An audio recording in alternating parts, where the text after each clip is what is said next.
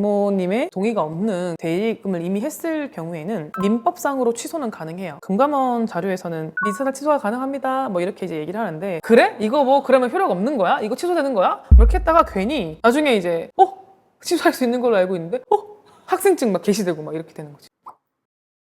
인사는 좀 생략하고 그냥 본론으로 얘기를 할게요. 대부분 이제 청소년들이 겪는 문제가 뭐냐면, 대출을 받아서 집을 사거나 뭐 이럴 일은 없으니까 보통은 되게 사소한 거래에서 청소년의 그런 욕망을 부추기다 보니까 생겨나는 그런 거래인데, 예를 들면 어떤 친구가 되게 좋아하는 걸그룹이 있어요. 또는 뭐 보이그룹이 있어요. 그 친구의 콘서트를 가고 싶거나 아니면 뭐 굿즈를 사고 싶거나 뭐 이런 경우들이 있을 거 아니에요? 근데 그럴 때 돈이 조금 부족할 수 있죠, 용돈이. 근데 이거를 꼭 어떤 타이밍에 사지 않으면 안 되잖아요. 티켓이 나를 기다려주는 건 아니니까. 용돈이 나오는 날이 이제 20일인데 티켓이 열리는 날이 이제 15일인 거예요. 그러면 이제 5일 뒤에 돈이 나와서 이 돈을 갚을 수가 있잖아요. 여기서 신용거래가 생기는 거죠. 내 신용은 뭐예요? 5일 뒤에 돈이 나올 가능성. 지금은 그 돈이 필요하니까 5일 뒤에 줄게 라는 그런 니즈가 생기는 거고, 그런 나의 욕망을 누군가는 이용을 해서 그 아이돌 굿즈를 살 수 있는, 그 아이돌 티켓을 살 수 있는 그런 비용을 내가 먼저 지불을 해줄게, 대신에 높은 이율을 붙여서 너가 용돈을 받을 때 그 돈을 받을 수 있게 하는 뭔가 그런 시스템을 이제 대리입금 시스템이라고 하거든요. 이게 만약에 친구들 사이에서 이루어졌다면 이게 사회적인 문제로까지는 안 됐을 텐데, 이렇게까지 문제가 되는 이유는 단순히 좀 치기 어린 젊은이들의 사적인 거래로 볼 수 없는 수준의 어떤 불법이 자행되고 있고, 이런 것들이 심각하게 이 청소년의 개인과 그 가정에까지 영향을 미치는 시대가 돼서 금감원에서 주의를 하기까지 이제 이르렀기 때문에 사회적인 문제가 되었죠. 그래서 보통 패턴은 어떻게 이루어지냐면, 보통 우리 요즘 아이들이 카톡 잘 안 쓰잖아요.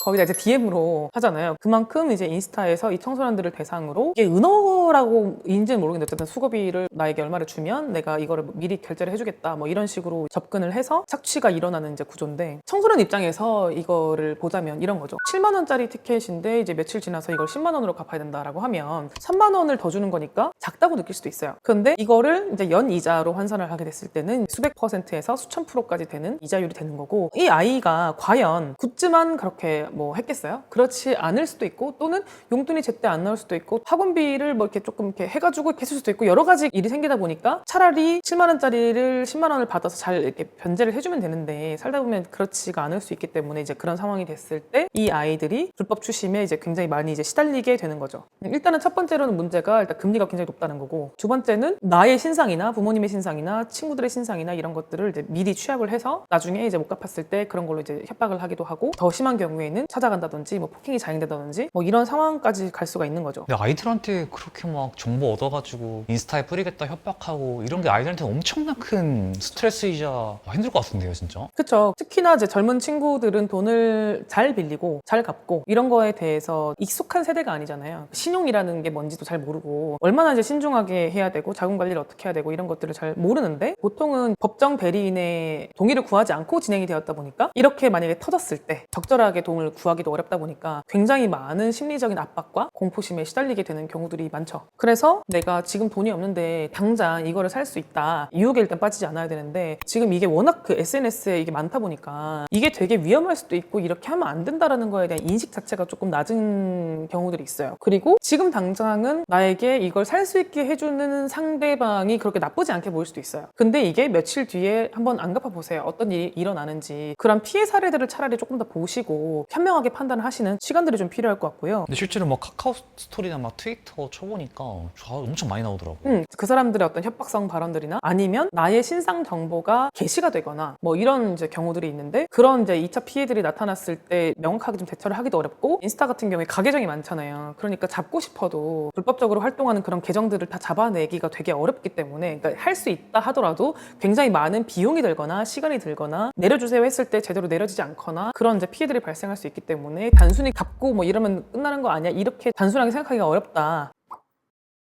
사전 단계에서 그거를 당연히 안 하는 게 좋겠고, 불법적인 일에 같이 엮여서 내가 생각하지 못한 후폭풍이 일어날 수도 있다는 경계심이 일단 가지는 게 중요하고, 또 부모님 입장에서는 이 아이가 적절하게 신용관리를 하고 있는가, 예를 들면 그 용돈 안에서 현명하고 슬기롭게 잘 생활을 하고 있는가, 이런 것들을 계속 점검해 주는 것도 필요하죠. 그 용돈으로 이걸 살 수가 없는데, 이 콘서트를 갈 수 없는데 라는 것들이 좀 면밀히 살펴보시는 게 당연히 중요하겠죠. 근데 그런 얘기가 있던데, 막 아들과 딸의 차이인데 아들은 돈을 주면 사고 치고 딸은 돈을 안 주면 주면 사고 친다고? 그러니까 돈을 줘도 문제고 또 다른한테는 돈을 줘야 안 되고. 줘도 문제고. 저는 어떻게 보냐면 어릴 때부터 신용교육과 금융교육을 되게 철저하게 해야 된다고 생각하는 주의 중에 하나지만 솔직히 이런 일들은 결국에는 본인의 금융교육, 신용교육이 안 된 상태에서 일어난 일이기 때문에 내가 내 자금을 잘 컨트롤할 수 있는 친구들은 이런 일이 잘 일어나지 않죠. 누군가 돈을 빌릴 일이 없어요. 용돈을 매달 잘 관리를 해서 뭐 1만 원, 2만 원 이렇게 잘 적립을 해둔 친구가 굿즈를 사고 싶다고 해도 사면 되죠. 그러니까 이거는 용돈이 많고 적음에서 생기는 문제라기보다는 자금에 대한 통제력에서 오는 거죠. 계획성 없이 지금 당장 내가 거기 꽂혀가지고 사버리고 나중에는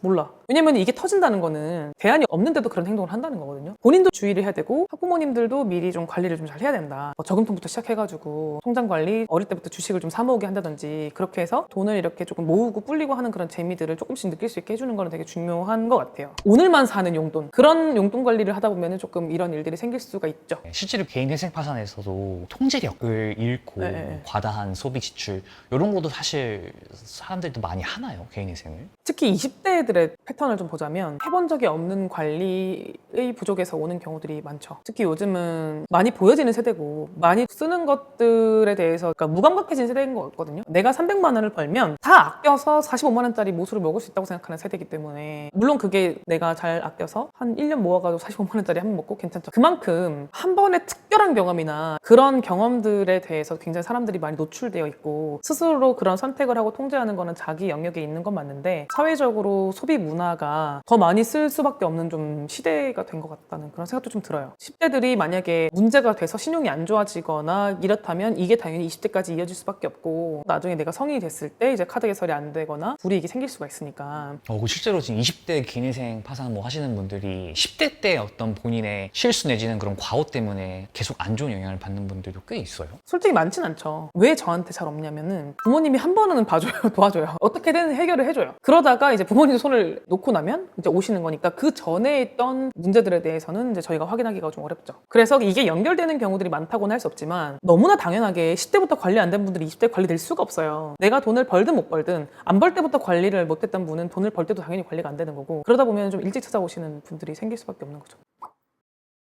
요즘에 불법 사금융의 추심 행위가 진화를 했어요. 옛날에 제가 일할 때도 사채가 없진 않았거든요. 그때는 보통 제가 봤던 자료들이 가족들 인감증명서라든지 이제 가족들 주소라든지 이런 것들을 좀 받아서 가족들을 어떻게 하겠다 이런 이제 협박들이 좀 최대 수위였다면 지금은 예를 들면 알몸 사진을 받는다든지 뭐 예를 들면 박사방이나 뭐 N번방 사건이나 이런 것처럼 그 사람들의 신체나 이런 것들을 활용을 해서 협박을 하는 것들이 어쨌든 그 사람의 심리를 구속하기가 쉬우니까 그런 상황으로 이제 진화를 해서 N번방 사태와 비슷한 패턴으로 불법 사채 추심이 이제 이루어지고 있는 거죠. 어떻게 보면은 우리가 저런 사건들이 있었네 라고 했을 때 저런 사건으로 추심하면 되겠네 라고 그들은 학습을 한 것 같아요. 그래서 이제 이런 방식으로도 더 악랄하게 변화했다라는 게 이제 되게 걱정스러운 우려스러운 부분이고 합법적인 선 안에서 당연히 돈을 빌리는 경우에는 추심이 이렇게까지 이루어질 일이 없겠지만 대출을 받는 행위 자체에서 이제 불법 대출이 일어나게 되면 원래 노빠꾸로 이렇게 막 일하던 사람들인 거죠. 그러니까 추심할 때 당연히 합법 안에서 할 수가 없죠. 대출을 받는다 하더라도 등록대부업에서 그나마 받는 게 금감원의 감독을 받으면서 추심을 하는 기관이잖아요. 근데 불법 대부업체를 가면 이제 진짜 방법이 없는 거죠. 이런 분들이 안타까운 게 뭐냐면 저희한테 왔을 때도 해결이 안 되는 경우들이 많아요. 채권자가 특정이 돼야 사건을 우리가 픽스를 할 수 있거든요. 예를 들면 채무자가 누구냐, 채권자가 누구냐 이렇게 특정이 돼야 회생이나 파산에서 채무를 날릴 수가 있어요. A가 B에 대한 얼마의 채권 이게 확정이 돼야 되는데 이 B가 자꾸 특정이 안 되는 거예요. 우리가 예를 들면 대포차, 대포통장 이런 거. 그러니까 땡땡 대부에서 돈을 빌리면 땡땡 대부가 나의 채권자가 되는 건데 이런 케이스는 추적이 어려우니까 진짜 갚아야만 끝나는 게 되는 거죠. 근데 그런 분들이 처음 시작을 규모를 좀 크게 처음부터 가져가나요? 아니면 진짜 막 생활비 때문에 시작하시는 건지 그게 점점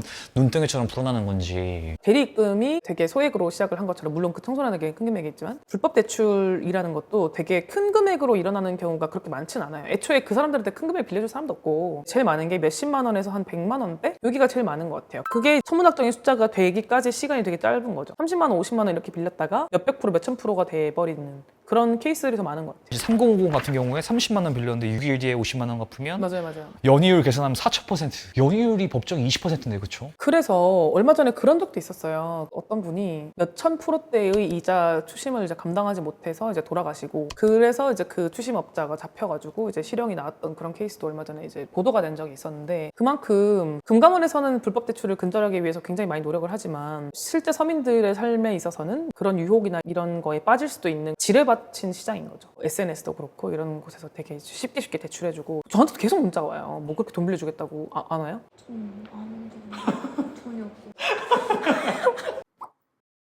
약간 좀 이렇게 넘어왔는데 부모님의 동의가 없는 대리입금을 이미 했을 경우에는 민법상으로 취소는 가능해요. 왜냐면은 이제 법정 대리인이 동의하지 않은 상태에서 한 계약 행위는 이제 효력이 없기 때문에 가능은 한데요. 과연 협상력에 있어서 내가 우위에 있을까요? 아니면 그 인스타 그 상대방이 우위에 있을까요? 그 사람한테 제가 이거 민법상 취소할 수 있거든요? 라고 얘기하는 거는 조금 현실성이 없어요. 그래서 이제 금감원 자료에서는 민사상 취소가 가능합니다. 뭐 이렇게 이제 얘기를 하는데 그거는 일이 이루어지고 나서는 의미가 없는 말인 것 같아요. 취소가 가능하냐는 거를 어떻게 우리가 그러면 싸울 거예요? 변호사를 선임해서 효력을 다퉈서 줄 의무가 없다라는 거를 확인받을까요? 확인받을 수 있는데 적절한 어떤 조치라고 보기가 전 어렵다고 생각해요. 그거를 알고 있는 건 당연히 중요한데요. 이거 이상하게 알려주면 이렇게 하는 거야. 미리 이렇게 빌려놓고 나중에 배째라 취소할 수 있는데 뭐 이러면서 그래? 이거 뭐 그러면 효력 없는 거야? 이거 취소되는 거야? 뭐 이렇게 했다가 괜히 나중에 이제 쓴 맛을 이제 보게 되는 거지. 취소할 수 있는 걸로 알고 있는데 학생증 막 게시되고 막 이렇게 되는 그런 사람들은 애초에 합법 안에서 이렇게 하는 사람들이 아닌데 그쵸. 법률적으로 부모님의 동의를 받지 않았다라는 얘기가 무슨 의미가 있겠어요. 근데 어쨌든 만약에 일이 벌어진 상황에서는 저는 신고는 하라고 할 것 같아요.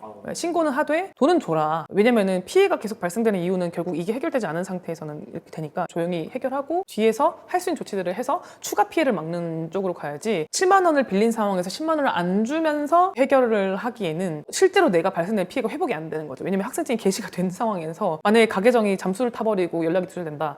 그러면은 그거 어떻게 이제 삭제를 할 거냐는 거죠. 물론 이제 인스타에 뭐 침해 신고를 하거나 이렇게 할 수도 있겠지만 그 간에 이제 이 아이의 고통과 이런 걸 생각했을 때는 저는 이렇게 사건을 좀 정리한 다음에 조치를 취하고 대신에 조치를 취하면서 감형 조사를 받을 수 있으니까 학생의 신분을 노출하지 않은 상태에서 인스타 계정에 대한 조치, 이 사람에 대한 처벌 이런 것들을 이제 후속적으로 할 것 같아요. 돈 빌릴 사람 많아지고 근데 막 낮은 이자 이율로 대출 말씀서 적어지고 그런 게 참 상황적으로 안타까운 것 같기도 해요. 정치적인 얘기는 좀 조심해야 되겠지만 서민들의 지금 채무에 대해서 여러 가지 지금 정책들 준비하고 있잖아요. 그래서 저도 지금 되게 관심 있게 보고 있어요. 10년 이상 된 채무를 좀 상각해주는 그런 절차들이 좀 있으면 좋겠다는 생각은 들어요. 굳이 회생파산 절차를 밟지 않아도 되는 분들, 그러니까 상각 처리해주면 다 끝나는 분들은 그런 것도 되게 좋은 절차라고 생각해요.